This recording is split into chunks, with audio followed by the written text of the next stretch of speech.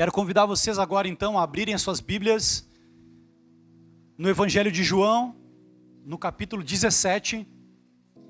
Se vocês puderem trazer uma aguinha para mim, eu vou agradecer que minha voz foi para o espaço.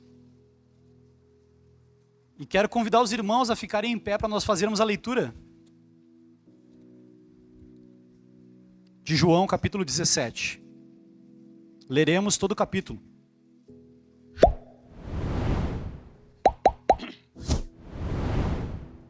Abra o seu coração e escute com fé o que diz a palavra de Deus. Depois de dizer isso, Jesus olhou para o céu e orou: Pai, chegou a hora.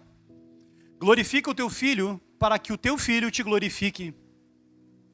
Pois lhe deste autoridade sobre toda a humanidade, para que conceda a vida eterna a todos os que lhe deste. Esta é a vida eterna, que te conheçam, o único Deus verdadeiro, e a Jesus Cristo, a quem enviaste. Obrigado. Eu te glorifiquei na terra, completando a obra que me deste para fazer. E agora, Pai, glorifica-me junto a ti com a glória que eu tinha contigo antes que o mundo existisse. Eu revelei o teu nome àqueles que do mundo me deste. Eles eram teus, tu os deste a mim, e eles têm obedecido a tua palavra. Agora eles sabem que tudo o que me deste vem de ti, pois eu lhes transmiti as palavras que me deste, e eles aceitaram. Eles reconheceram de fato que vim de ti, e creram que me enviaste. Eu rogo por eles, não estou rogando pelo mundo, mas por aqueles que me deste, pois são teus. Tudo o que tenho é teu, e tudo o que tens é meu. E eu tenho sido glorificado por meio deles. Não ficarei mais no mundo, mas eles ainda estão no mundo. E eu vou para ti, Pai Santo. Protege-os em teu nome, o nome que me deste, para que sejam um, assim como somos um. Enquanto estava com eles, eu os protegi e os guardei no nome que me deste. Nenhum deles se perdeu, a não ser aquele que estava destinado à perdição, para que se cumprisse as Escrituras. Agora vou para ti, mas digo essas coisas enquanto ainda estou no mundo, para que eles tenham a plenitude da minha alegria. Dê-lhes a tua palavra, e o mundo os odiou, pois eles não são do mundo, como eu também não sou. Não rogo que os tires do mundo, mas que os proteja do maligno. Eles não são do mundo, como eu também não sou. Santifica-os na verdade, a tua palavra é a verdade. Assim como me enviaste ao mundo, eu os enviei ao mundo. Em favor deles eu me santifico, para que também eles sejam santificados pela verdade. Minha oração não é apenas por eles, rogo também por aqueles que crerão em mim, por meio da mensagem deles, para que todos sejam um. Pai, como tu estás em mim e eu em ti, que eles também estejam em nós, para que o mundo creia que tu me enviaste. Dei-lhes a glória que me deste, para que eles sejam um, assim como nós somos um. Eu neles e tu em mim. Que eles sejam levados à plena unidade, para que o mundo saiba que tu me enviaste e os amaste como igualmente me amaste. Pai, quero que os que me deste estejam contigo onde eu estou, e vejam a minha glória que me deste, porque me amaste antes da criação do mundo.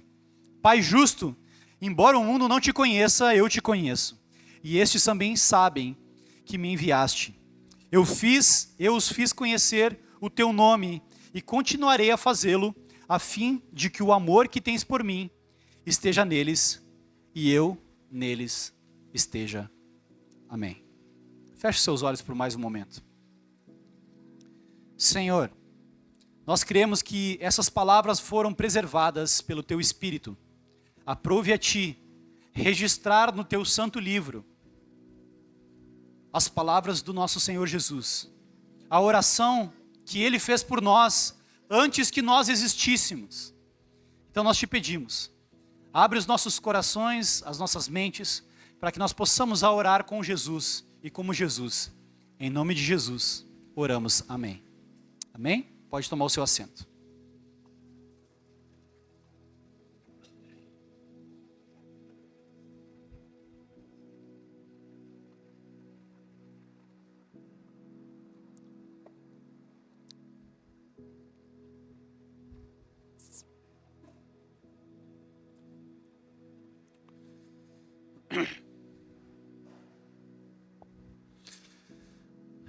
Irmãos, a gente tem falado sobre oração, estamos nessa série sobre oração.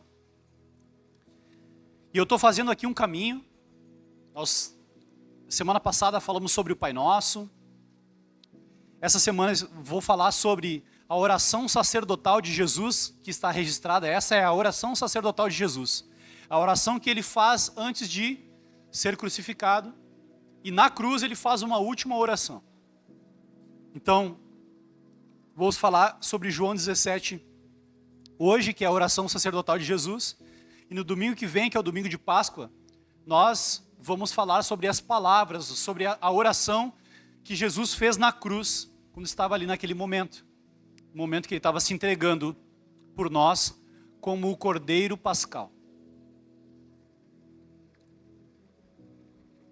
Essa aqui é a oração mais extensa, mais completa, mais profunda que foi registrada na Bíblia, que Jesus fez diante dos discípulos.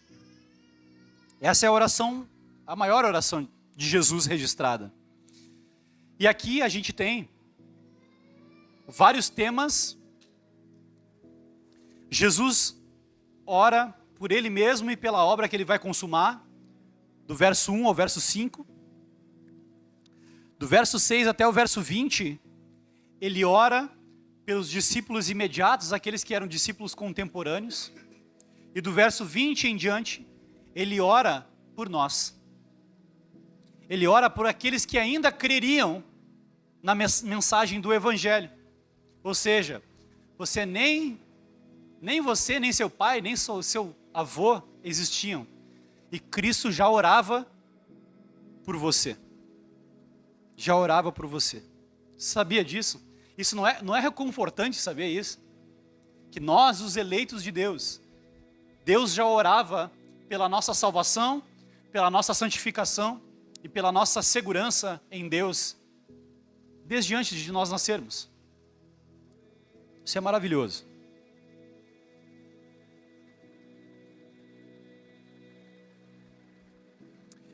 Então, essa oração é separada nesses 3 blocos, tá?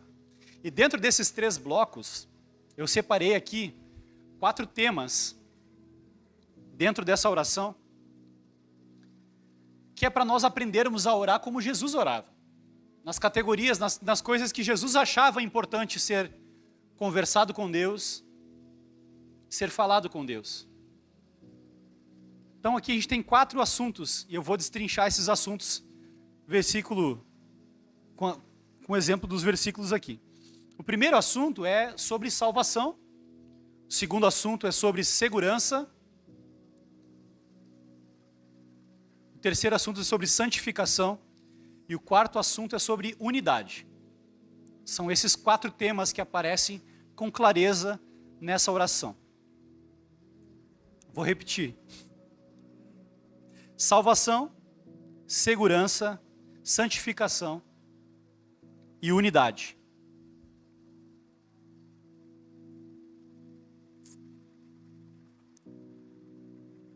O conteúdo dessa oração é muito importante. É importante saber pelo que Jesus orou, para que nós possamos orar também e buscar o que ele estava buscando quando orou ao Pai. É importante nós sabermos o conteúdo dessa oração.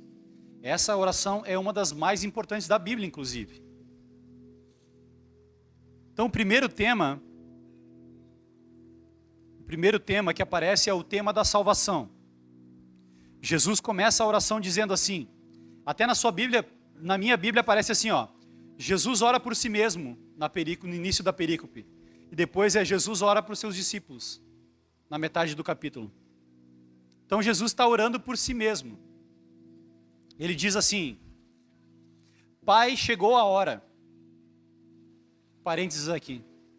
Em todo o Evangelho de João, Jesus fala a expressão, ainda não é chegada a hora. Ainda não é chegada a hora. Ainda não é chegada a hora. Ele fala essa expressão várias vezes. Porque Jesus sabia a hora que ele morreria. E seria bem na Páscoa. Seria bem na Páscoa. Então, nesse momento, hoje, no calendário cristão, se comemora o Domingo de Ramos. que é o domingo em que, teoricamente, Jesus entra em Jerusalém, as pessoas jogavam aqueles ramos, né, e falavam hosana nas alturas.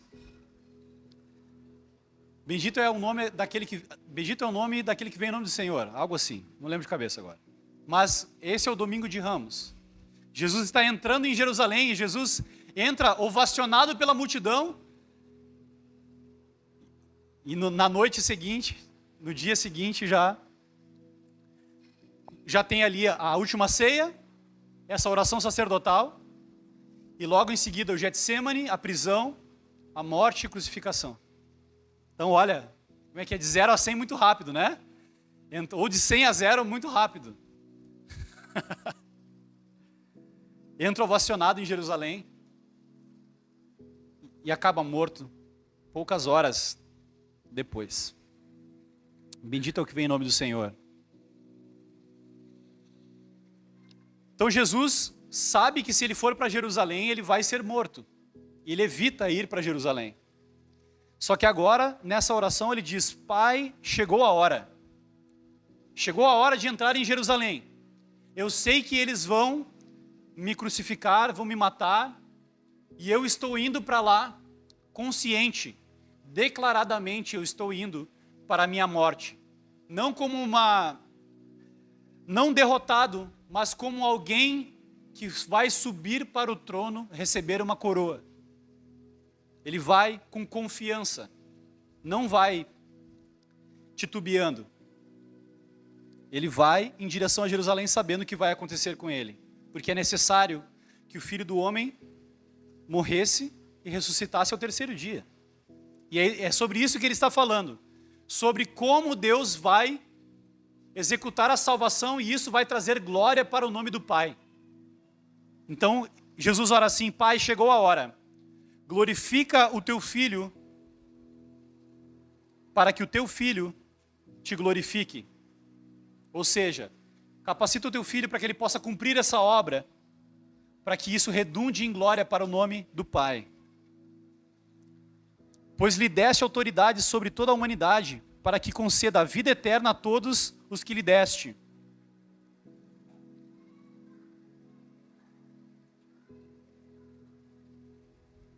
Então a cruz, a morte de Jesus, é o instrumento de Deus para a salvação dos seus escolhidos. Você pode até discordar teologicamente de mim, mas é evidente que Deus tem um grupo de pessoas que Ele quer salvar aqui. Isso fica bem claro nessa passagem. A cruz, a morte de Jesus é um instrumento de salvação dos seus escolhidos. A cruz não era uma derrota, a cruz era uma expressão máxima do amor e da justiça de Deus. Do amor e da justiça de Deus. Eu estava conversando lá na cafeteria, volta e meia rola umas conversas teológicas lá. E aí rolou uma dessas conversas lá na cafeteria, que era como a gente harmonizava o amor de Deus e a justiça de Deus. Como que se harmoniza isso? A cruz harmoniza essas duas coisas. Na cruz de Cristo, Deus mostra que Ele não passa pano para o pecado. Deus não deixa nenhum pecado impune. Deus é justo. Mas ao mesmo tempo, na cruz, Deus mostra que Ele não passa pano para o pecado, mas Ele passa o sangue do seu Filho para perdão dos pecados. Ele passa o sangue do próprio Filho. Vocês lembram? Estou falando de Páscoa aqui, tá? Volta lá na Páscoa, o que acontecia? A morte do Cordeiro. E o sangue do Cordeiro era passado na verga das portas para que a morte não entrasse nas casas. Então Deus passou o sangue do próprio Filho em nós, para que a morte não chegasse até nós. E assim Ele cumpriu a justiça. Por quê? Ele mostrou a sua justiça. Porque o nosso pecado teve uma consequência. O nosso pecado matou o Filho de Deus. Então Ele executou a sua justiça em Cristo. Por isso que em Cristo nós somos justificados. Nós recebemos a justiça de Deus e somos justificados. Mas também a cruz mostra que o amor de Deus é maior do que os nossos pecados e as nossas ofensas a Ele. A cruz mostra a justiça de Deus, que Deus não deixa impune nenhum pecado, mas também mostra que o amor de Deus é maior do que os nossos pecados. A cruz mostra que Deus é amor, mas que Deus também é justiça. E aqueles que creem recebem a justiça de Deus por meio de Cristo. E os que não creem recebem a justiça de Deus por meio do juízo eterno de Deus, que é o inferno. Então nós já recebemos a nossa sentença em Cristo. Cristo recebeu o castigo que era para nós. Ele recebeu na Páscoa o castigo que era para nós. E por isso nós somos justificados. O nosso pecado não ficou impune. O nosso pecado não ficou impune. Pelo contrário, Cristo recebeu em si o castigo pelos nossos pecados. Isso mostra o tamanho do amor de Deus por nós.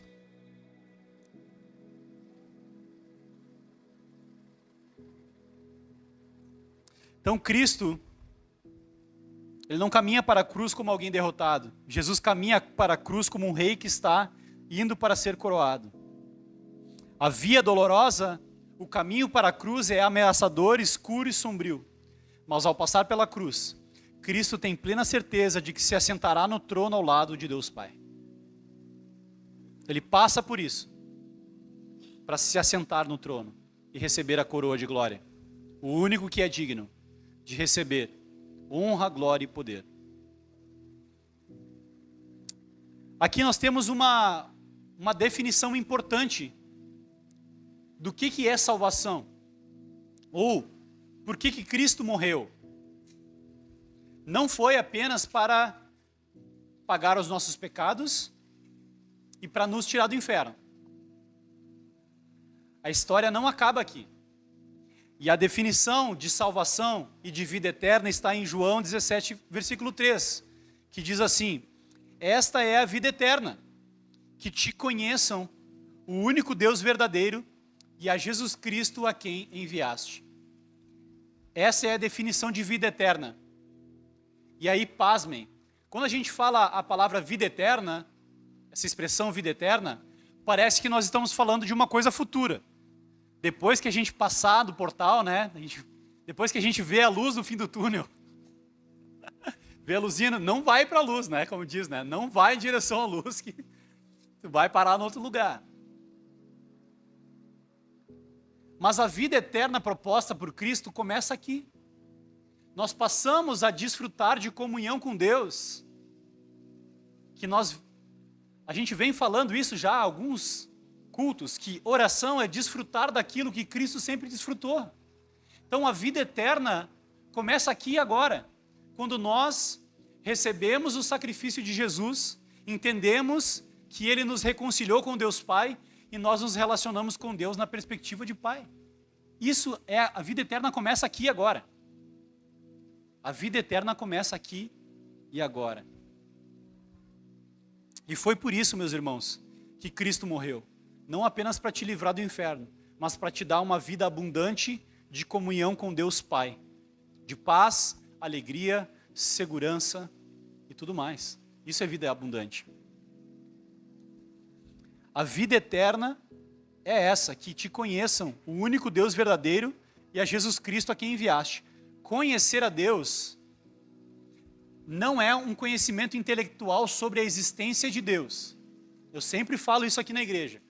Ah, não, mas eu acredito em Deus. Conhecer a Deus não é isso. Eu saber que uma pessoa existe não é conhecer. Conhecer a Deus é crescer em intimidade. Eu vou conhecendo a Deus. Eu vou me relacionando. Eu conheço o Chico e o JP há pouco tempo, mas a gente vai convivendo, vai caminhando, vai se conhecendo. Então nós estamos nos conhecendo. Então, se eu puder fazer uma tradução livre aqui, não me crucifiquem, por favor, mesmo sendo Páscoa, semana que vem. A vida eterna é ir conhecendo a Deus, o único verdadeiro, e por meio de Cristo, a quem Ele enviou. A vida eterna é ir se relacionando com Deus e ir conhecendo a Ele, dia após dia. Isso é a vida eterna. Como é que eu sei que uma pessoa tem a vida eterna? Essa é a pergunta. Se ela se relaciona com Deus na perspectiva de pai, e ela desfruta dessa comunhão e vai crescendo em comunhão com Deus. Salvos são aqueles que conhecem não apenas intelectualmente e aceitam, acreditam na existência de Deus, mas sim aqueles que têm comunhão com Ele. Por isso, a frase que define a nossa igreja, inclusive, é a seguinte: nós existimos para conhecer, amar e servir a Deus e as pessoas. Por que o slogan, né? A gente não é empresa para ter slogan, mas a frase que define a nossa igreja, o versículo que define a nossa igreja é esse. João 17:3. A vida eterna é essa, que conheçam a Ti, o único e verdadeiro Deus, e a Jesus Cristo, a quem enviaste. E isso define a nossa identidade. Viu, Bruna? Tu pode chamar o Fred para o Ministério da Comunicação, já está convocado. Obrigado. O bom é que ele é bem pequenininho, né? Quase não ocupa espaço, então ele passa desapercebido aqui na frente de todo mundo, né? Tu tem o shape ideal para esse trabalho. Então nós existimos, meus irmãos, para viver e desfrutar da vida eterna e também para levar a vida eterna para outras pessoas. O que é evangelizar? É levar as pessoas a conhecerem a Deus e a desfrutar de um relacionamento com Ele. É isso. Isso é evangelizar. É importante dizer aqui também que a salvação, isso eu ouvi do meu pai a vida inteira, né? Às vezes a gente tem a impressão de que a gente nasce num lar cristão, a gente já nasce salvo, né? Infelizmente não, né? Quem dera fosse. A salvação é pessoal e intransferível. Era o que o seu Alípio falava. A salvação é uma experiência pessoal, dinâmica, diária e profunda com o próprio Deus. Aprimorei a tua frase agora. Gostou dessa? A salvação é uma experiência pessoal, dinâmica, diária e profunda com o próprio Deus.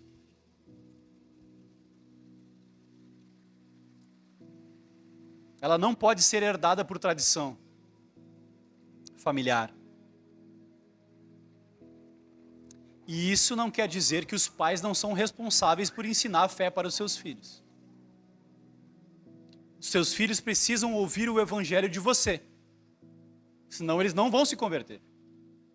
Então é nossa responsabilidade pregarmos o evangelho para os nossos filhos, mas a salvação é individual e intransferível. Eu oro pela salvação dos meus filhos, eu prego o evangelho para os meus filhos, mas eles vão ter que crer e decidir viver com Cristo e se relacionar com Deus na perspectiva de pai. Então, primeiro tema da oração de Jesus é sobre salvação. Ele está orando para que os discípulos sejam salvos. O segundo tema que aparece é uma das doutrinas mais bonitas, mais belas que existe. É a doutrina da segurança da salvação. Muitas pessoas de outras denominações ou de uma outra linha teológica não acreditam nessa doutrina que eu vou falar aqui agora. E estão perdendo muito. Eu vi um vídeo esses dias que era o Michael Phelps nadando. E aí ele estava nadando tão rápido que era assim, ó, vai ganhar, vai perder, vai ganhar, vai perder, vai ganhar, ganhou, perdeu, ganhou. É tipo a salvação do arminiano é assim, né? Ele vai perder, vai ganhar, não tem segurança de salvação, ele pode perder a salvação a qualquer momento. Não é isso que nós cremos aqui. Nós cremos que a nossa salvação não depende de nós. Isso é importante. A salvação, como diz a palavra de Deus, pertence ao Senhor. Nós podemos estar seguros nas mãos de Deus e ser salvos. Olha o que diz aqui. Então, a salvação que Cristo conquistou na cruz está segura com Ele. Essa é uma dádiva maravilhosa. Um dos maiores presentes que Deus nos deu. Paz e segurança em Jesus. Volta e meia, quando eu vou aconselhar o irmão em casa, eu já tive essa conversa algumas vezes. Não, eu acredito na eleição, eu só não sei se eu sou eleito. Eu não sei se eu sou salvo. É uma boa pergunta para se fazer.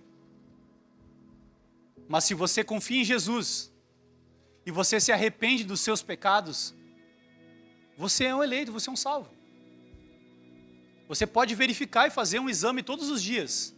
Eu continuo me arrependendo e eu continuo confiando em Jesus para minha salvação única e exclusivamente, eu continuo sendo eleito. Se cremos em Jesus e andamos em comunhão com o Pai, assim como o Filho, podemos estar seguros da nossa salvação. Eu quero ler alguns versículos para ilustrar isso. Em João, capítulo 6, versículo 37 a 39, diz assim: todo o que o Pai me der, virá a mim. E quem vier a mim, eu jamais rejeitarei. Pois desci do céu, não para fazer a minha vontade, mas para fazer a vontade daquele que me enviou. E esta é a vontade daquele que me enviou, que eu não perca nenhum dos que ele me deu, mas os ressuscite no último dia. A vontade de Deus é que ninguém que Deus deu para Jesus se perca. E esse é um grupo específico de pessoas chamados os eleitos. Nós cremos na doutrina da eleição e nós cremos na segurança da salvação. Um outro versículo em João 10.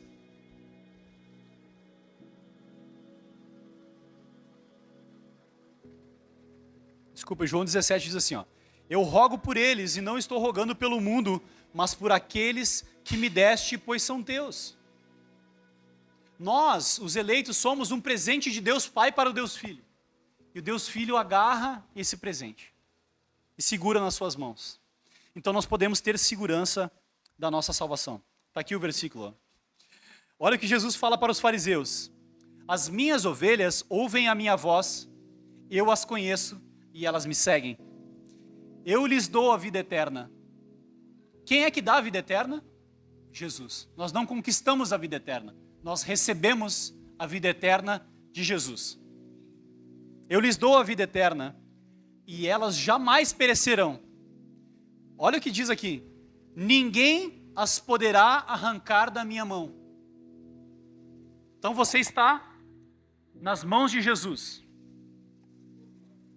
Meu Pai que as deu para mim, e é maior do que todos, ninguém as pode arrancar da mão do meu Pai. Então nós estamos aqui, Jesus nos segura aqui, e a mão do Pai nos segura aqui. É assim que a nossa salvação está segura. Porque se a nossa salvação dependesse apenas do nosso desempenho e da nossa santificação, nós a perderíamos. Daí vai ser que nem o vídeo do Michael Phelps lá, perdeu, ganhou, perdeu, ganhou, perdeu, ganhou. Mas a nossa salvação não depende de nós. A salvação é pela graça, somente pela graça. É isso que nós ensinamos aqui, é isso que a Bíblia diz. A salvação é pela graça mediante a fé em Cristo, para a glória de Deus. E nós conhecemos isso através da Escritura, 5 solas e uma frase. Nós recebemos gratuitamente a salvação do Senhor. E é o próprio Senhor Jesus que segura as nossas mãos, para que nós não percamos a nossa salvação. Qual é o reflexo disso? É que agora nós podemos pecar à vontade? Não, pelo contrário. Nós podemos desfrutar de segurança e de paz. Tem muitas coisas na vida que nos trazem ansiedade. Eu vou conseguir pagar os boletos? Eu vou conseguir resolver aquele problema? Eu vou conseguir um outro apartamento, que a proprietária do meu apartamento agora disse que vai alugar para outro, sei lá, pediu o apartamento de volta. Muitas coisas geram ansiedade no nosso coração. E eu te digo, Deus não quer que você fique ansioso por causa da sua salvação. A palavra de Deus diz que você pode descansar nos braços do Senhor, porque Ele já consumou a sua salvação na cruz. a sua salvação está segura. Agora desfrute do seu relacionamento com Ele. Isso é vida eterna. Então, vida eterna não é ter que conquistar a salvação o tempo inteiro. Tenho que conquistar minha salvação, tenho que conquistar minha salvação. Não. Vida eterna é nós já recebemos a salvação. E agora nós desfrutamos de comunhão com Deus. Amém? Por causa dessas promessas, dessas palavras de Jesus, nós podemos desfrutar de comunhão, segurança, paz e plena alegria, pois pertencemos ao nosso Senhor.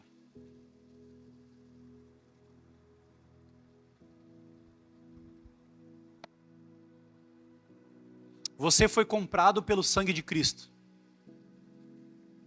Você foi comprado pelo preço mais valioso. Jesus não vai deixar você escapar das mãos dele. Porque ele pagou caro por você. Ele pagou com o próprio sangue.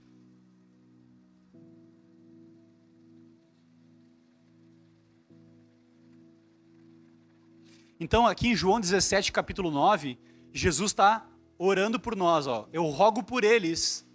Eu não estou rogando pelo mundo. A palavra mundo aqui no grego não é cosmo, tá? Não é mundo, a criação. É mundo, o conjunto de pessoas genérico que habita no mundo. Ele está falando, eu não rogo pelo mundo, mas rogo por aqueles que me deste, porque são teus.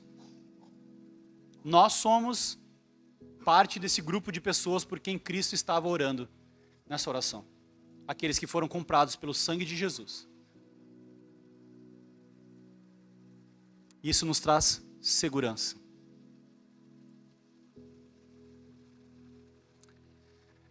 O terceiro tema dessa oração é sobre santidade. Ou palavrinha que está em desuso, né? Nada na moda. Com quem que eu estava conversando sobre santarrão? Acho que foi lá na outra igreja que eu fui pregar. A gente fala assim, quando a gente fala da pessoa santarrona, né? A pessoa que está buscando santidade, sei lá, tem uns que são chatos mesmo. Mas geralmente a pessoa que está buscando santidade, ela já fica mais, né? Não compactua muito com as coisas, fica mais na dela. E a gente tem essa tendência a demonizar a pessoa que está buscando santidade, chamar ela de santarrona. É até um palavrão, né? Quer xingar alguém, chama de santarrão, né? Mas a vontade de Deus para nós é a nossa santificação.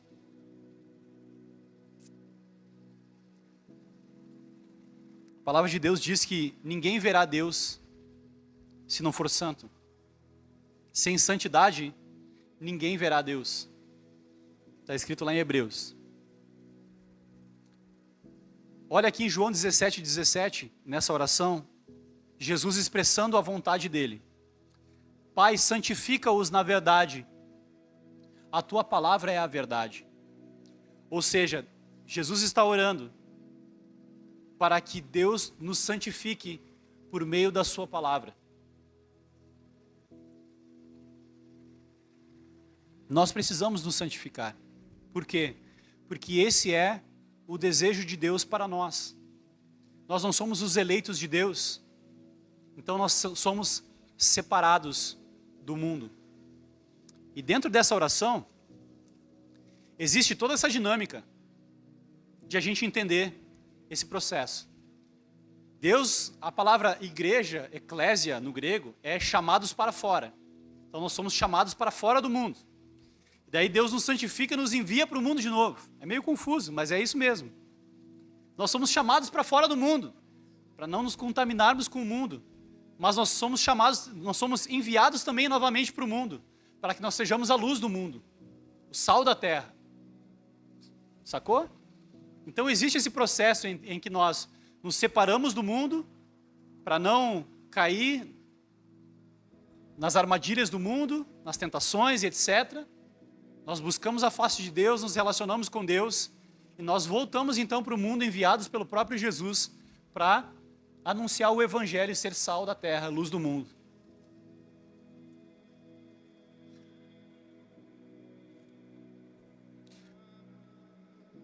Olha o que diz em 1 Tessalonicenses 4, versículo 3, diz assim, pois esta é a vontade de Deus, a vossa santificação, que vos abstenhais da prostituição e cada um de vós saiba possuir o próprio corpo em santificação e honra, não com o desejo de lascívia, como os gentios que não conhecem a Deus.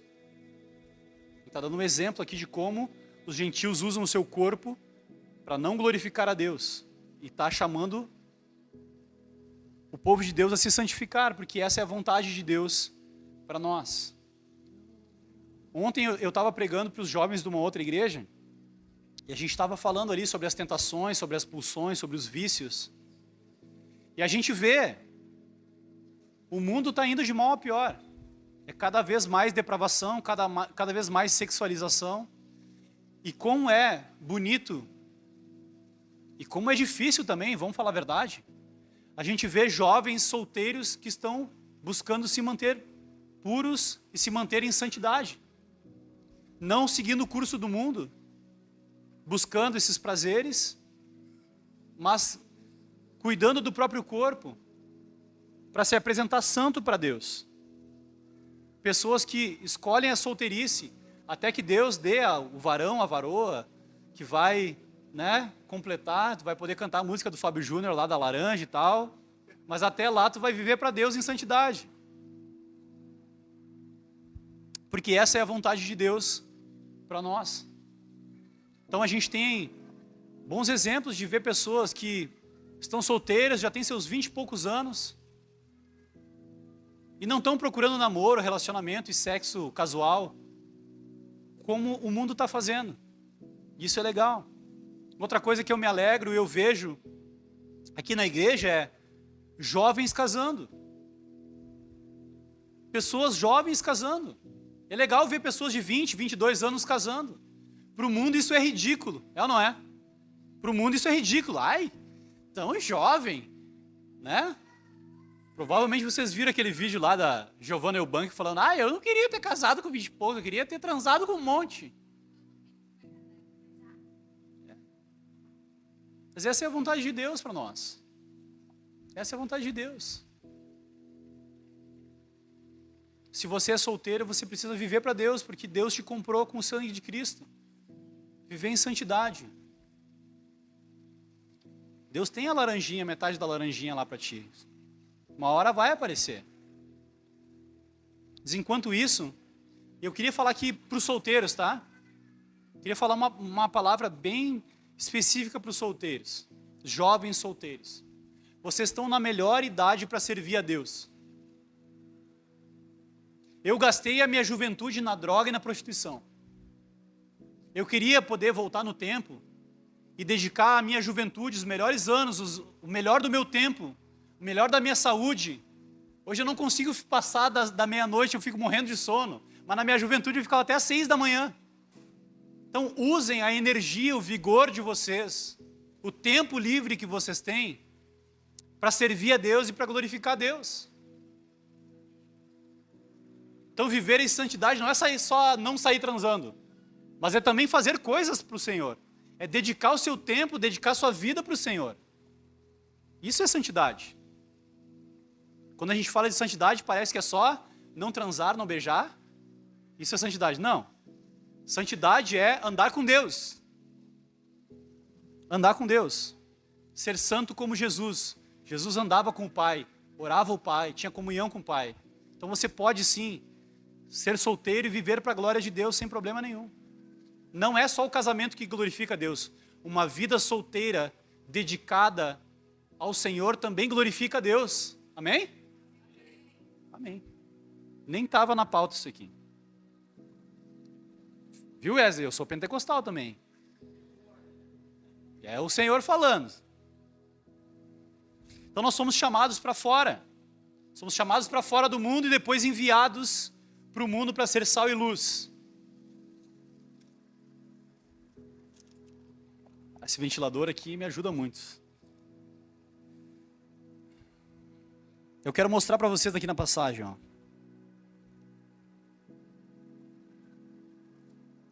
Agora eu vou para ti, mas digo essas coisas enquanto ainda estou no mundo, para que eles tenham a plenitude da minha alegria.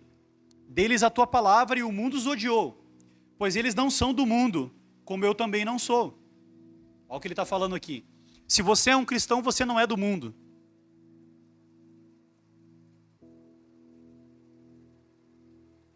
Não rogo que os tires do mundo, mas que os proteja do maligno.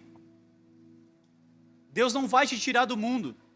Não vai viver numa bolha gospel. Tu vai viver no mundo, tu vai trabalhar no meio dos ímpios, dos descrentes. Tu vai viver a tua vida no meio das pessoas, mas tu vai viver como se tu não fosse desse mundo. Tu não vai pautar tua vida nos valores desse mundo. Tu vai pautar tua vida nos valores do reino de Deus. Eles não são do mundo, como eu também não sou. Santifica-os na verdade, a tua palavra é a verdade. Assim como me enviaste ao mundo, eu os enviei ao mundo. Em favor deles eu me santifico, para que também eles sejam santificados pela verdade. Então nós não somos do mundo, mas nós fomos enviados para o mundo. Fomos tirados do mundo para ser igreja, e depois fomos enviados para o mundo para viver como se não fôssemos do mundo. Por que isso? Porque nós cristãos precisamos representar o reino de Deus na terra. Existem outros valores, outras premissas. Muito obrigado.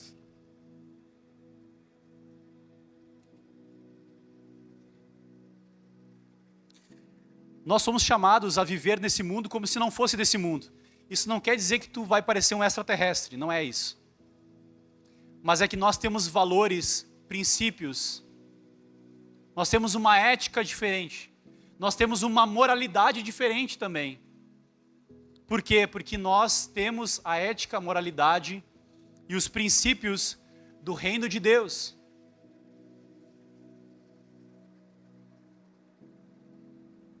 Eu não quero me deter muito nesse ponto.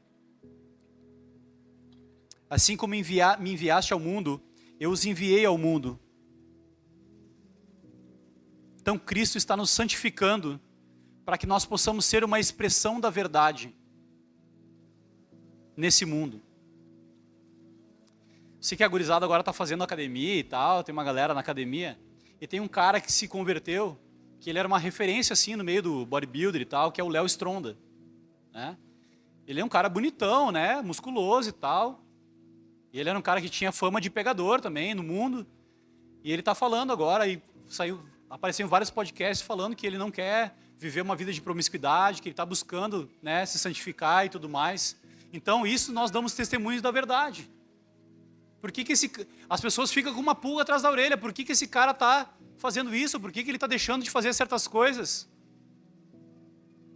Porque ele conheceu a verdade de Deus. Ele tem comunhão com Deus. Ele conheceu a verdade. Então a santificação é a vontade de Deus para a nossa vida. Isso é expresso na oração sacerdotal de Jesus. Jesus, quando estava orando por você, ele orou ao Pai para que você fosse santo, para que nós buscássemos a santidade. Esse é um tema que quase não é pregado por aí, né? Mas aqui a gente prega porque está na Bíblia.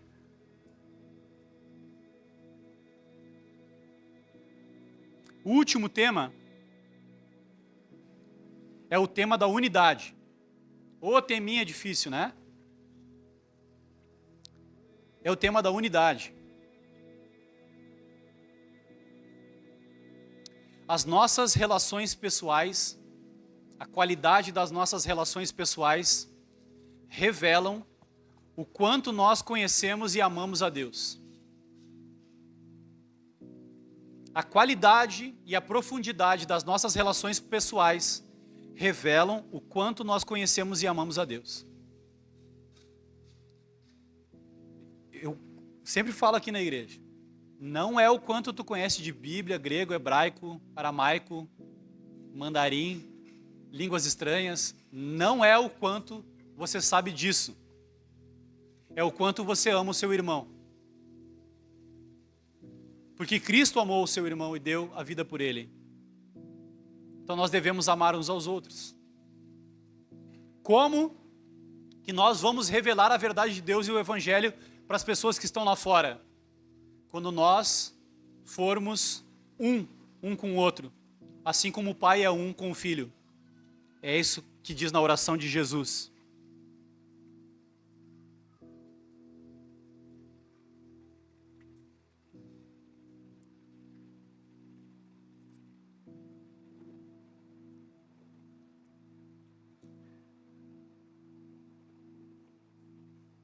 Minha oração não é apenas por eles, rogo também por aqueles que crerão em mim, por meio da mensagem deles, para que todos sejam um, Pai, como tu estás em mim e eu em ti.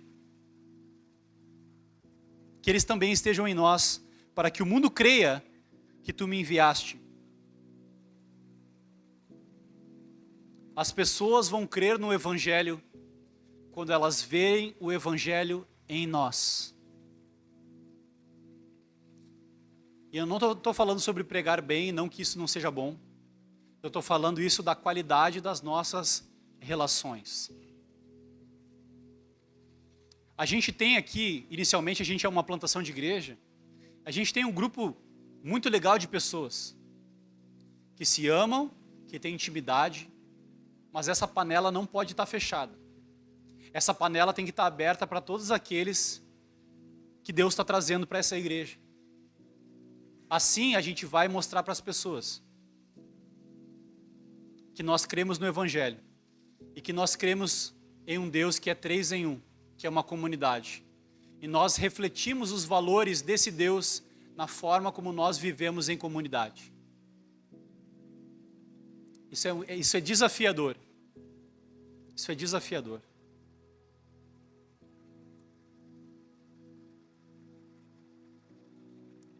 Eu sei que você deve estar se perguntando, tá, mas como? Impossível? Não, acho que não, não é por aí. Mas o mesmo Deus que nós falamos aqui, enviou o seu Espírito para estar conosco e nos capacitar, nos possibilitar de viver isso. E eu vou ser bem pastoral agora no que eu vou falar. Nós temos aqui várias pessoas que estão chegando. Pessoas que já chegaram há algum tempo, pessoas que estão chegando agora. E eu vou falar o nome dessas pessoas. Tá? O Chico e a Ana, o JP e a esposa, são pessoas que estão chegando, já estão chegando há algum tempo. Já foi batizado, já está na igreja. Eu gostaria que vocês conhecessem essas pessoas. E que vocês amassem essas pessoas como eu amo essas pessoas. Porque eu amo eles profundamente. Eu vou ficar muito triste se eu convidar essas pessoas para vir na minha igreja, na igreja que eu faço parte, que eu amo e que eu sou amado, e elas não forem amadas. A gente precisa se relacionar melhor entre nós. A gente precisa acolher melhor as pessoas que estão chegando e que Deus está trazendo. Senão a gente vai ser um grupo fechado de amigos que fala de Deus, mas que não vive à luz daquilo que Deus tem proposto para nós. Nós temos outras pessoas que estão chegando. A gente tem o Arthur e o André. Eles chegaram faz uma semana e quantos dias? 3 dias. É isso? Eles vieram e não conhecem ninguém na cidade. Eles vieram estudar na URGS e não conhecem ninguém. Mas eles conhecem Jesus. E eles vieram na igreja de Jesus para encontrar o povo de Jesus. Agora eu pergunto, o povo de Jesus vai acolher eles? Vocês são bem-vindos. Vocês são bem-vindos. Eu tenho a Gabi e a Nath, o Maurício, o Gabriel, todas as pessoas. A gente quer acolher vocês. E a gente tem um pouco de dificuldade de trazer vocês mais para perto, mas a gente quer se esforçar para isso. Não é um esforço assim, não, vou me esforçar para amar ele porque vocês não são amáveis. É porque a gente é ruim de amor mesmo. Então a gente precisa sair da nossa bolha e se relacionar melhor entre nós. Entre nós. Assim, as pessoas que chegam aqui e encontram esse amor, elas vão chegar lá e vão falar assim, eu encontrei um lugar onde as pessoas se reúnem e elas vivem o amor de Deus. Não é uma utopia. Não é uma demagogia. Não é uma teoria. É o Evangelho em prática. O Evangelho do amor de Deus. O desejo de Deus para a sua e para a minha vida é que nós sejamos um com o outro. E é difícil. E às vezes a gente dá umas caneladas, né, Rodrigo? Dá umas caneladinhas. Mas mesmo depois das caneladas, o amor de Deus persiste e prevalece em nós porque a gente se ama. Por causa do amor de Deus. Até a Ju eu amo. Eu acho que ela me ama também. Bem pouquinho, mas sim. Tô brincando. Mas a gente se ama.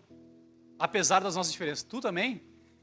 Eu vou falar isso. Eu vou falar publicamente, Fred. Eu te amo em Cristo Jesus.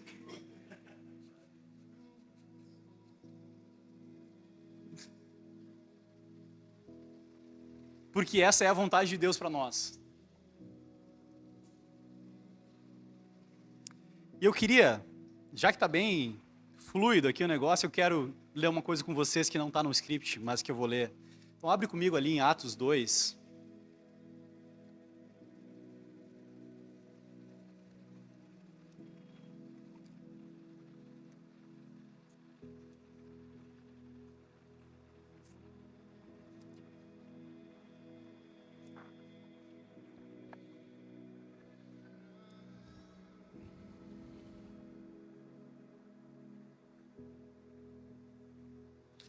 Vocês que são membros da Casulo, vocês precisam ter isso no coração, gravado no coração de vocês. Toda a Bíblia é importante, mas tem certos versículos que precisam ficar gravados, tatuados. Se quiser tatuar, tatua isso aí. Desde que tu tenha gravado no teu coração também. Qual que é a visão da igreja Casulo? Para onde que nós estamos caminhando? O que a gente quer viver como igreja? Atos 2:42. Que diz assim: e eles se dedicavam ao ensino dos apóstolos, e à comunhão, e ao partir do pão, e às orações. Todos estavam cheios de temor, e muitas maravilhas e sinais eram feitos pelos apóstolos. Os que criam mantinham-se unidos e tinham tudo em comum. Vendendo suas propriedades e bens, distribuíam a cada um conforme a necessidade. Todos os dias continuavam a reunir-se no pátio do templo, partiam o pão em suas casas e juntos participavam das refeições com alegria e sinceridade de coração, louvando a Deus e tendo a simpatia de todo o povo, e o Senhor lhes acrescentava diariamente os que iam sendo salvos. Isso aqui é a igreja. Isso aqui é a oração de Jesus se materializando, se tornando realidade na igreja primitiva. Esse é o desejo de Jesus para nós.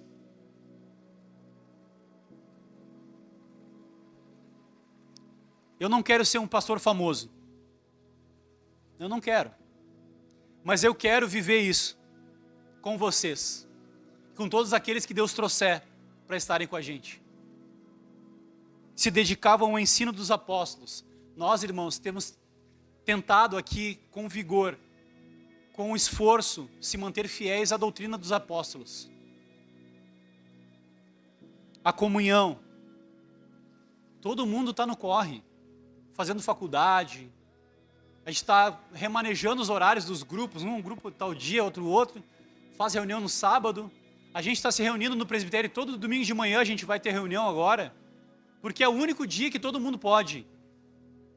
E a gente não vai abrir mão disso, porque nós não abrimos mão da comunhão. Doutrina dos apóstolos e a comunhão, o partir do pão. O partir do pão é o compartilhar das necessidades. Também é tomar uma refeição junto. Mas é o compartilhar das necessidades. E eu quero fazer um desafio aqui para a igreja. Convide, já falei isso aí uma vez. Convide uma pessoa que você não se relaciona para ir na sua casa. Abra a sua casa. Receba as pessoas na sua casa. As pessoas que você não conhece. O Arthur, eu já garanti uma janta essa semana para vocês. Arthur, André, a Gabi, a Nath, o Maurício, o JP, o Chico, a Ana, a Mari. Chame essas pessoas para ir na casa de vocês. Comer uma refeição, conhecer as pessoas. A Emily vai chamar a galera para ir lá comer as comidas baianas dela lá. Eu já fui, né? Não foi? Eu já fui. Na minha casa só tem uma receita, é frango com curry. Às vezes sem curry, mas é o que tem lá. Você está convidado para ir na minha casa para comer o frango com curry. Eu vou receber você com a maior alegria do mundo. Isso é o que a gente come na nossa casa lá. Frango com curry. É a melhor receita que eu sei fazer. Acho que é bom. E você está convidado para comer um frango com curry na minha casa, se você quiser. Tá? Se ninguém convidar vocês dois essa semana, vai ser na minha casa, tá? Mas eu creio que alguém vai convidar vocês. Então essa é a vontade de Deus para nós. Foi por isso que Jesus orou, para que nós sejamos um. Para que nós sejamos um. Vai ficar muito mais fácil pregar, vai ficar muito mais fácil as pessoas se converterem quando nós estivermos dispostos a viver à luz daquilo que Jesus nos ensinou. Amém, queridos?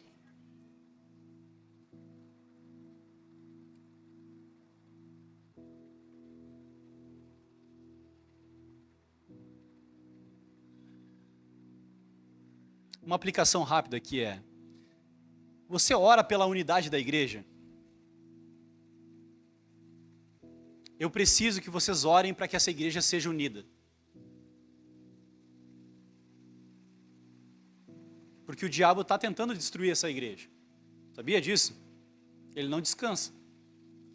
Mais um provérbio do Apocalipse ali, ele falava que o diabo não brinca de ser diabo. O diabo não brinca de ser diabo. Ele quer destruir a sua vida e ele quer destruir essa igreja. Então a gente precisa se unir, a gente precisa orar uns pelos outros. E a gente precisa orar pela unidade na igreja. Quando existe um problema, você busca ser um pacificador, um resolvedor, um amigo do bem. Você está trabalhando para promover a unidade da igreja? Ou você está trabalhando para impor as suas preferências, desejos e gostos na igreja?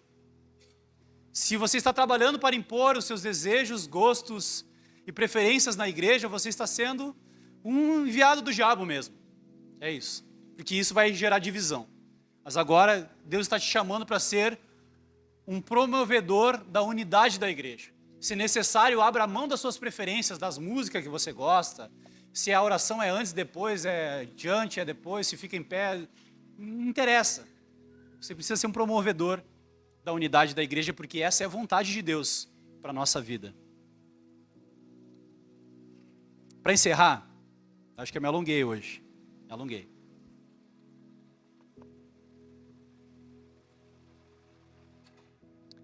Jesus orou por todos esses assuntos. Jesus orou pela nossa salvação.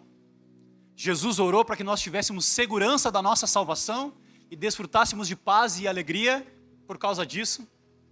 Jesus orou pela nossa santificação. Jesus orou pela nossa unidade. E eu tenho uma coisa para dizer para vocês. Jesus continua orando por nós, ao lado do Pai. Que maravilha saber disso.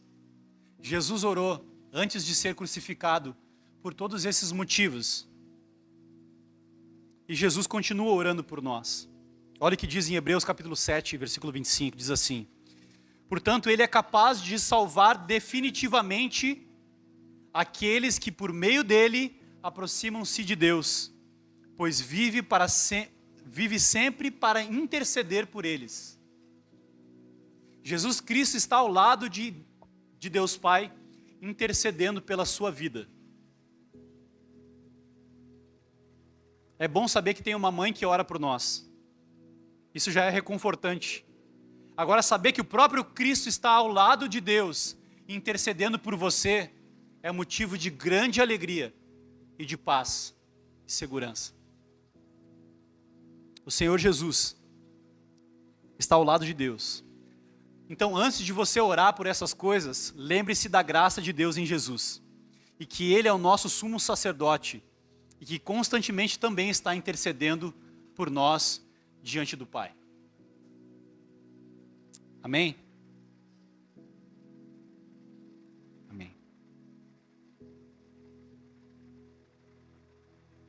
Muita coisa para aprender nessa oração, né?